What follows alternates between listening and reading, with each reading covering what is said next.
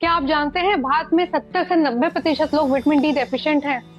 और ये कोई अंदाजा नहीं है। ICMR की स्टडी कहती है कि धूप वाले देश में रहने के बावजूद हम में से ज्यादा लोगों की बॉडी में विटामिन डी का लेवल कम है।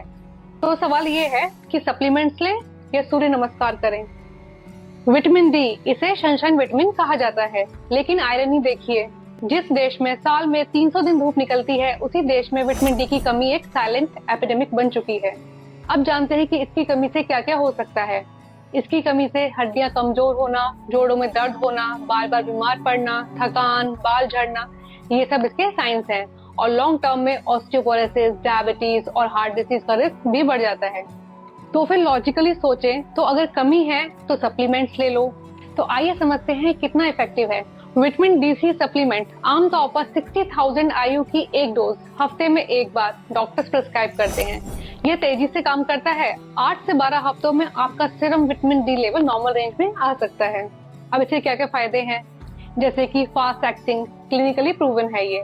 एग्जैक्ट डोज, आपको पता है कि आप कितना ले रहे हैं, और सभी के लिए एक्सेसिबल होता है, चाहे बारिश हो चाहे धूप हो, लेकिन आप सप्लीमेंट ले सकते हैं। लेकिन इसके क्या क्या नुकसान हो सकते हैं, जैसे कि ओवरडोज का risk. Vitamin D fat soluble है, बॉडी में यह जमा हो सकता है, बिना डॉक्टर की सलाह के लेना डेंजरस हो सकता है। कैल्शियम के मेटाबॉलिज्म पर असर हो सकता है, बिना K2 और मैग्नीशियम के कैल्शियम आर्टरीज में जमा हो सकता है। दोस्तों, अगर आप यहाँ तक आ गए हैं तो इसका मतलब आपको वीडियो पसंद आ रही है, और अगर वीडियो पसंद आ रही हो तो एक लाइक जरूर करें, और अगर चैनल पर नए हैं तो चैनल को सब्सक्राइब करें, ताकि आपको ऐसी ही इन्फॉर्मेशन आगे भी मिलती रहे। लेकिन अब यहाँ जानते हैं कि इसमें एक ट्विस्ट है, जैसे कि सप्लीमेंट लेने के बाद भी विटामिन डी एब्जॉर्ब तभी होगा जब आपकी बॉडी उसे प्रोसेस कर पाएगी, और इसके लिए चाहिए सनलाइट, मूवमेंट, मेटाबॉलिज्म का एक्टिव होना। अब आते हैं दूसरी तरफ, जो है सूर्य नमस्कार। और ये सिर्फ एक योगा पोज नहीं है, ये एक कंप्लीट सिस्टम है। सूर्य नमस्कार में 12 आसन होते हैं। सुबह की धूप में, खासकर सनराइज से 1 से 2 घंटे के अंदर, जब यूवी रेज सबसे बैलेंस होती हैं, तब 10 से 15 मिनट का सूर्य नमस्कार करने से शरीर नेचुरली विटामिन डी प्रोड्यूस करता है। लेकिन बात सिर्फ विटामिन डी की नहीं है। 12 आसनों से पूरी बॉडी स्ट्रेच होती है, ब्लड सर्कुलेशन इंप्रूव होता है, रेस्पिरेटरी सिस्टम मजबूत होता है, और सबसे इम्पोर्टेंट, सनलाइट आपके सर्कैडियन रिदम को रेगुलेट करती है, जिससे कि नींद अच्छी आती है और मूड बेहतर होता है। एक रिसर्च के मुताबिक सिर्फ 20 मिनट की मॉर्निंग सनलाइट आपके शरीर को 1000 से लेकर 10,000 IU तक की विटामिन डी दे सकती है नेचुरली। पर रुकिए, क्या सूर्य नमस्कार अकेला काफी है? अगर आप पहले से डेफिशिएंट हैं, आपका लेवल 10 Ng/ml से नीचे है, तो क्या सिर्फ धूप और योग से वो लेवल ठीक हो जाएगा? तो चलिए जानते हैं सच्चाई ये है कि नहीं। केस 1, अगर आपका विटामिन डी लेवल बहुत कम है, जैसे कि 10 to 12 Ng/ml से नीचे है, तो सप्लीमेंट से शुरुआत करें। डॉक्टर की सलाह से 8 से 12 हफ्तों का कोर्स लें। ये इमरजेंसी ट्रीटमेंट जैसा है।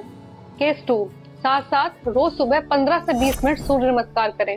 ये मेंटेनेंस और प्रिवेंशन का तरीका है। केस 3, एक बार लेवल नॉर्मल हो जाए तो सप्लीमेंट की डोज कम करें, मेंटेनेंस डोज पर आए, सूर्य नमस्कार को अपनी लाइफस्टाइल का हिस्सा बनाएं। ये कोई सप्लीमेंट वर्सेस सूर्य नमस्कार की लड़ाई नहीं है, ये सप्लीमेंट प्लस सूर्य नमस्कार का कॉम्बिनेशन है। अब आप सोच रहे होंगे कि ठीक है, सप्लीमेंट भी लूं, सूर्य नमस्कार भी करूं, और क्या क्या कर सकता हूं। मैं आपको एक चीज बताती हूँ जो लोग अक्सर मिस कर देते हैं। अगर आपको ये वीडियो हेल्पफुल लग रहा है तो इसे अभी सेव कर लीजिए, बाद में आपके काम आएगा। तो ये रहे 3 सिंपल रूल्स जो आपको आज से फॉलो करने हैं। Number 1, timing matters. सुबह 7 से 9 बजे की धूप सबसे अच्छी होती है विटामिन डी के लिए। यूवी इंडेक्स मॉडरेट होता है, स्किन डैमेज का रिस्क कम हो जाता है। Second, exposure matters. कम से कम 20% बॉडी एक्सपोजर होनी चाहिए, मतलब आर्म्स और लेग्स खुले हो, सिर्फ फेस और हैंड्स पर धूप लेने से विटामिन डी नहीं बनता है। Number 3, don't mix mistakes. अगर सप्लीमेंट्स ले रहे हैं तो उसे फैट के साथ लें, यानी कि दूध, दही या खाने के साथ। विटामिन डी फैट सोल्यूबल है, बिना फैट के एब्जॉर्ब नहीं होता है। और हाँ, कैल्शियम और मैग्नीशियम का बैलेंस भी जरूर ध्यान रखें। तो अगली बार जब कोई कहे कि विटामिन डी की कमी है तो सप्लीमेंट ले लो या सिर्फ धूप में बैठो, सब ठीक हो जाएगा, आपको पता होगा कि सच्चाई दोनों के बीच में है। अपनी सेहत का ध्यान रखिए। सप्लीमेंट जरूरत के लिए है और सूर्य नमस्कार आदत के लिए। अगर ये वीडियो हेल्पफुल लगा हो तो लाइक करें, सब्सक्राइब करें, और कमेंट में बताइए कि आपका विटामिन डी लेवल कितना है, चेक करवाया है कभी। तो मिलते हैं अगली वीडियो में, तब तक धूप में रहिए, सेहतमंद रहिए।